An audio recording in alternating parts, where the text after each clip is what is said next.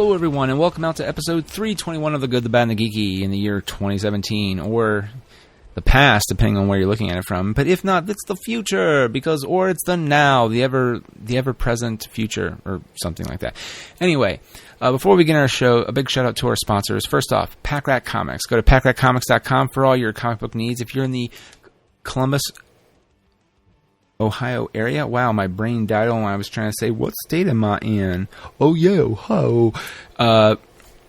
There are some great comic books they have there. They are the 2015 Eisner Award-winning Packrat Comics. They only get that award once. You can't win it any more times, so it's kind of fucking prestigious, you guys. So go to packratcomics.com. And I am working with Austin within the next month or so to interview him, like I've promised, to get some updates about some stuff he's really looking forward to. So stay tuned to that as well, right here on gbgpodcast.com or wherever you're getting our podcast from. Hopefully from iTunes as well. But another sponsor of our show is Audible. That's right, Audible, the Amazon company, with all the great audiobooks. Now, audiobooks are like a podcast, and if you're busy and on the go, don't have time to really sit down and read a book, or you're kind of weird like me and you only like either audiobooks or hardbacks, you don't like the paperbacks, Audible is another alternative you can definitely use for that. Go to audibletrial.com/goodbadgeeky. Not only do you help us out here at gbgpodcast.com and the Good, the Bad, and Geeky, but you get yourself something too. You get a 30-day trial with over 200,000 titles to choose from, and you get to choose a free book. That's right, you get a free book during your trial, and if you like it, stay on board, and you know what? Keep the book if you decide to quit. I mean, it's pretty great.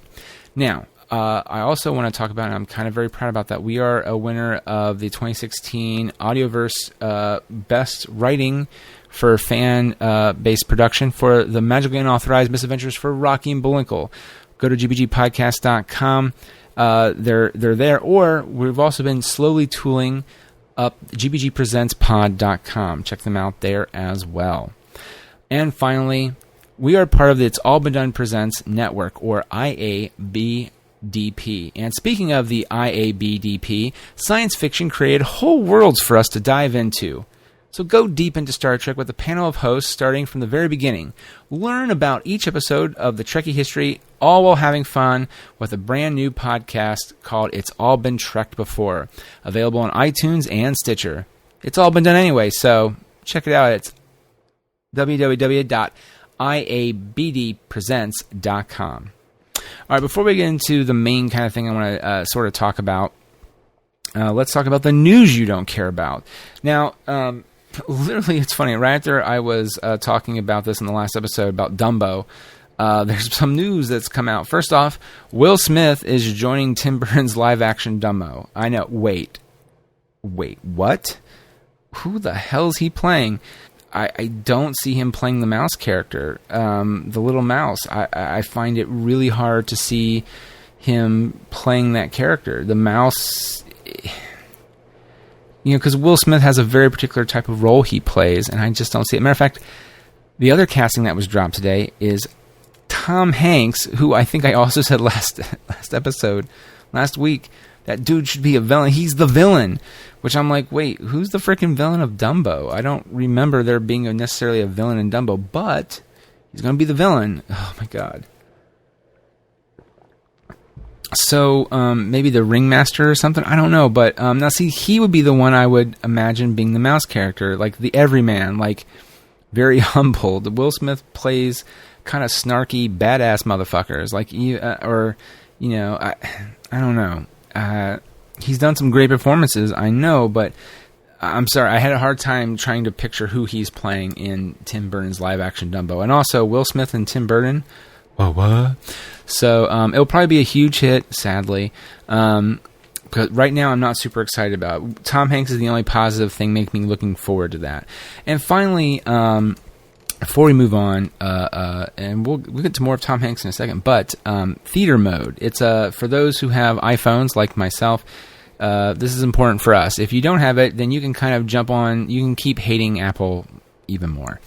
Though there are rumors that other Google and other phone makers are going to follow suit with it. So, but it's theater mode. We don't know a lot about it, but the general idea is it helps you with texting during a movie when you're at a theater. I think it's pretty shitty. I don't care about it. And again, it is all hearsay, so I could be just blowing smoke up your ass, but I don't care for it. I don't care for it at all. Okay? And I'm sorry, but as I get older, I'm kind of that asshole. It's like, put your fucking phone away.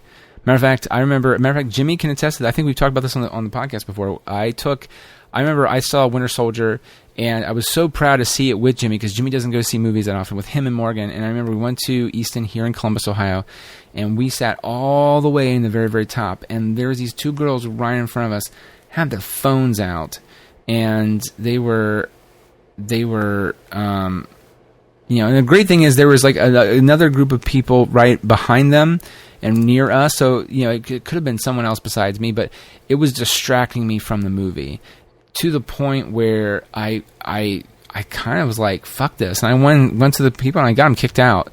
I know that's horrible of me, but I'm sorry. Why are you texting in a movie? Are you having a baby? Is someone in the hospital? If so, then there are different ways to, like, your phone should be on silent mode.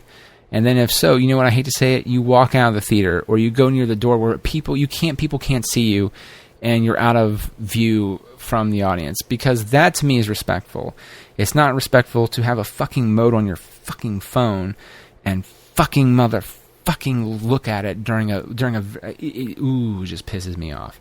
So today's episode is rated R. I apologize, it's explicit, but it really fucking pisses me off. I don't like it. Now look, I'm the dude who sometimes will look at his phone during trailers, and see, that to me is kind of pushing it, but people are still sitting down, and I feel that's acceptable. I know the Alamo Drafthouse doesn't fucking handle that. If they see it even during the trailers, they fucking kick you out. There's a part of me that respects that. I kind of wish that would be big everywhere. Like there are some theaters, like, if there are multiple showings of a big theater movie, like if you go see the IMAX, there's no cell phones allowed after a certain point. If the cell phone's out, they kick you out. No, whatever. But there's another IMAX. Say you have two IMAX screens playing. One, you can have your cell phone out, fucking whatever. The other one, you can't. I'm fascinated by that. I would love to see something like that, but they probably won't, because it cuts off the consumer base and whatever. But theater mode, I don't like it. And until we see more about it, I don't know. But what are your thoughts? Email me, goodbadgeek@gmail.com, or use the contact us link. Or, that's right, there's tons of ors with this show. Call us at 614-364-4088. Leave us a voicemail. Okay. So, this will probably be a quick review. I know I say that, but it's already 8 minutes in, or so at least. Yeah, 8 minutes or so, probably.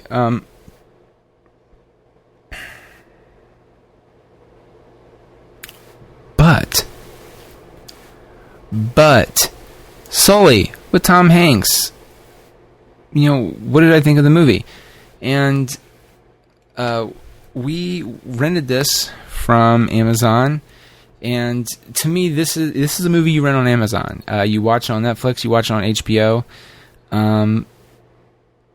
It's that kind of movie. Now, here's the thing: the movie is directed by Clint Eastwood, and it's adapted from the book Highest Duty: My Search for What Really Matters, written by Sully Sullenberger, or whatever his name is. Matter of fact, I wrote a note here to myself. His real name is Chesley, or something like that. It's interesting, and I think that was Sully. Yeah, yay.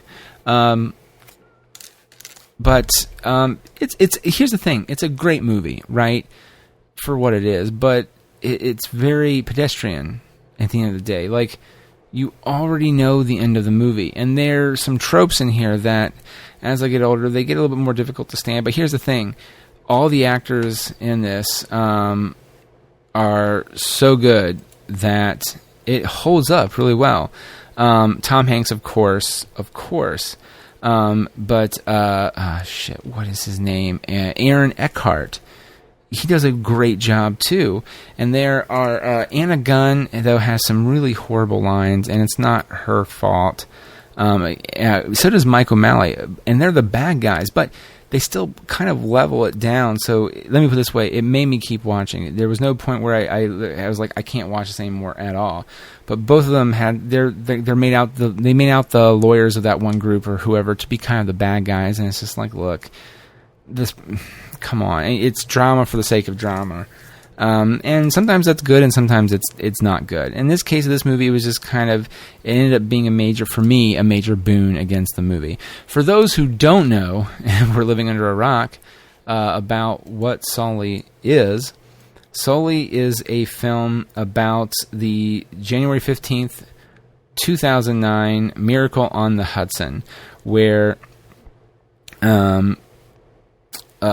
Sully lands the airway flight on the Hudson River, and all 155 passengers and crew survived with only minor injuries, and follow some of the investigation. And I remember the trailer for the movie really, really, really looked like it was, what's that one? I think the movie's called Flight with Denzel Washington.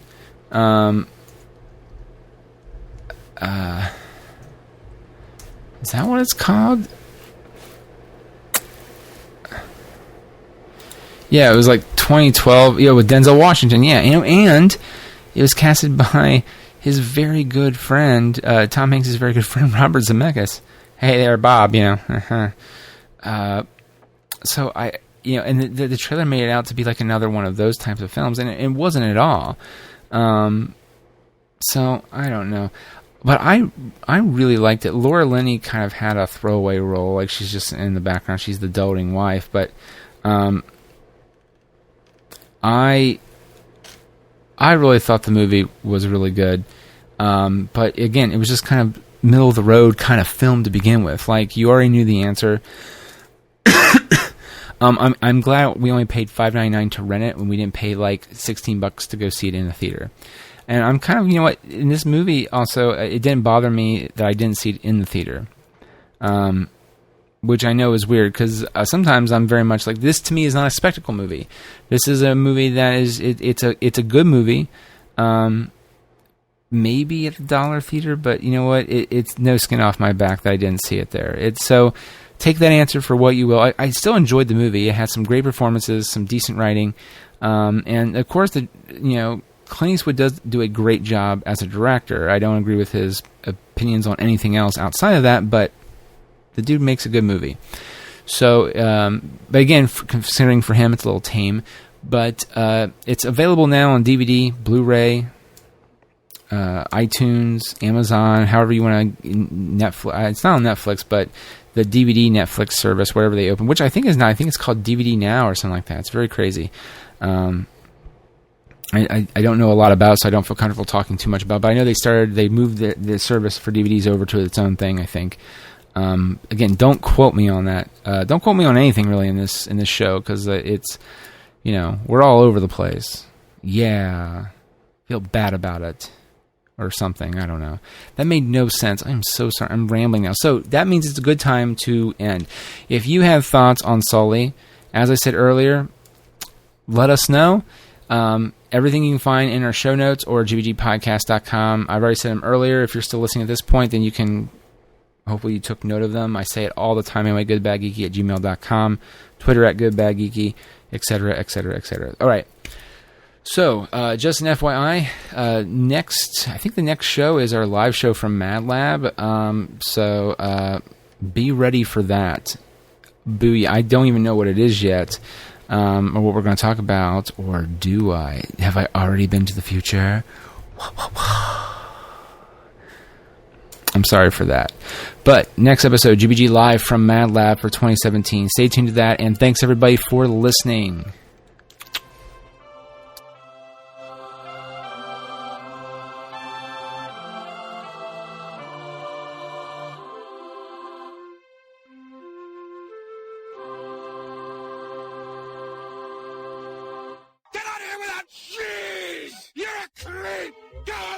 We're having a good time until you start up, cheapers! Go have some coffee with cream or something, because I'll tell you something. This is a happy place.